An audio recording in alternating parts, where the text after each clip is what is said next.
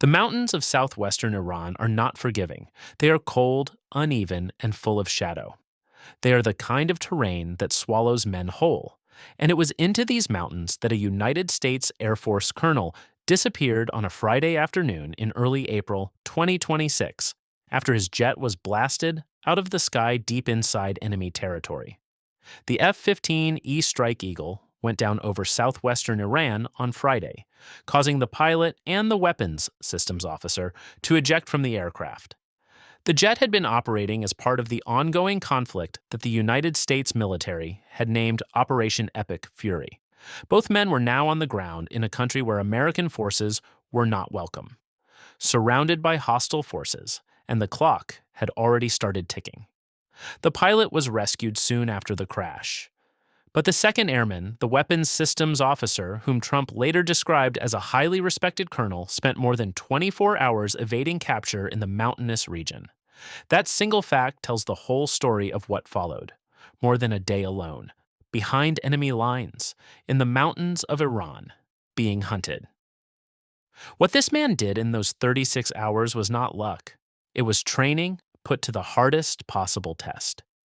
According to U.S. officials, the airman used his mandatory survival, evasion, resistance, and escape training, known as SERE, to evade capture for a day and a half. After the crash landing, the colonel hiked up a 7,000-foot mountain ridgeline and hid in a crevice in the side of a mountain, 7,000 feet up, injured, alone, with Iranian forces spreading out below, pushing upward, searching. While evading capture, he activated an emergency beacon which allowed U.S. forces to locate him, according to two U.S. officials. That beacon was the thread that connected him to the most complex rescue machine America has ever deployed into hostile territory. What came next was not a small operation. The mission involved hundreds of special operations troops, dozens of fighter jets and helicopters, and support from cyberspace and intelligence systems. The United States military effectively launched a war within a war to bring one man home. Every asset available was pointed at a single crevice on an Iranian mountainside. But the Iranian Revolutionary Guard Corps was also moving. The IRGC dispatched teams in an attempt to locate the missing airmen. It became a race, and both sides knew the stakes. The side that reached the colonel first would determine whether he came home or whether he disappeared into an Iranian prison. Or worse. To slow the Iranian advance, America used everything it had. U.S. Air Force jets carried out strikes against Iranian forces to prevent them from reaching the area where the airman was hiding, according to sources cited by Axios. These were not warning shots. American warplanes were clearing a path, buying minutes, pushing back the hunters so that the rescue team could move forward.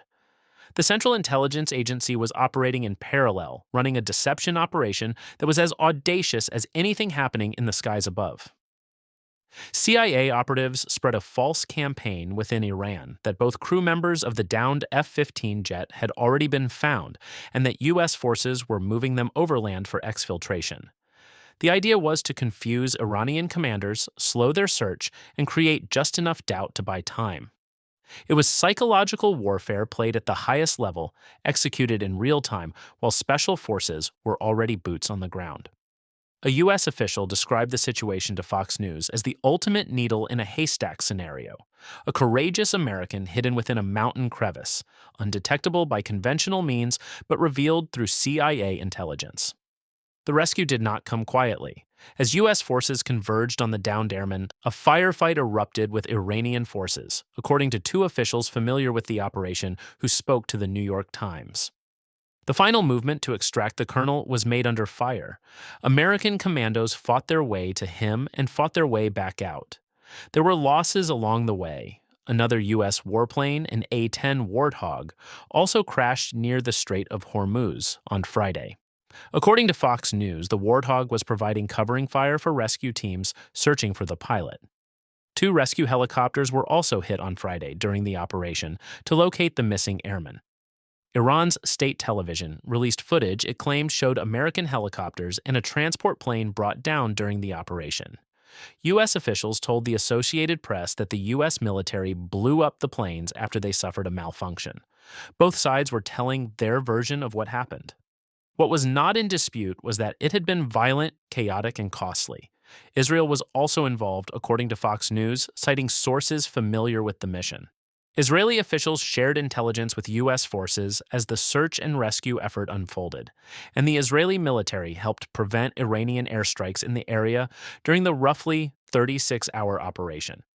This was a coalition effort, even if it was an unofficial one. Two allies working in the dark trying to pull one man off the side of a mountain before Iran got to him first. Then came Sunday, just after midnight, and the announcement that the whole operation had been building toward. U.S. President Donald Trump posted on Truth Social, "We got him!" He described the operation as one of the most daring search and rescue missions in U.S. history and confirmed the airman was now safe and sound. Trump stated that the airman was seriously injured, but he assured the nation he will be just fine.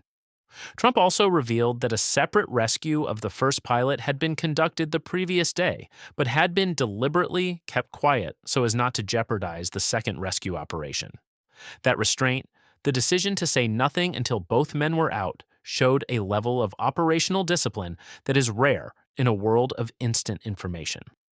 The White House stayed silent while American commandos were still on the ground in Iran, finishing the job. Trump described his personal direction of the operation in a follow-up post, writing that at his direction, the U.S. military sent dozens of aircraft armed with the most lethal weapons in the world to retrieve the airman. He called the soldier a brave warrior. He said the man had been behind enemy lines in treacherous mountains, being hunted down by enemies who were getting closer by the hour. A senior U.S. military official told the New York Times that the mission to rescue the airman was one of the most challenging and complex in the history of U.S. special operations. That is not a statement the American military makes lightly. These are men and women who have conducted operations across Afghanistan, Iraq, Syria, and Somalia. To call this the most challenging and complex is to place it in a category entirely of its own. Trump also declared it the first time in military memory that two U.S. pilots had been rescued separately, deep in enemy territory. When those words landed, they carried the full weight of what had happened. Not one man, two men, pulled out of hostile Iran under fire through deception across 7,000 feet of mountain terrain, with hundreds of troops and dozens of aircraft committed to the mission. All U.S. rescue forces had reportedly exited the country following the completion of the mission. They came in the dark. They got their man. They left. The mountains of southwestern Iran were quiet again by Sunday morning, but the men who had been there, in the crevices and the cockpits, in the command tents and the CIA operations rooms, knew exactly what had just happened. They had reached into the deepest part of enemy territory and pulled a soldier back from the edge. The colonel was battered, he was injured, but he was alive, and he was home. That is what the American military had promised. That is what it delivered.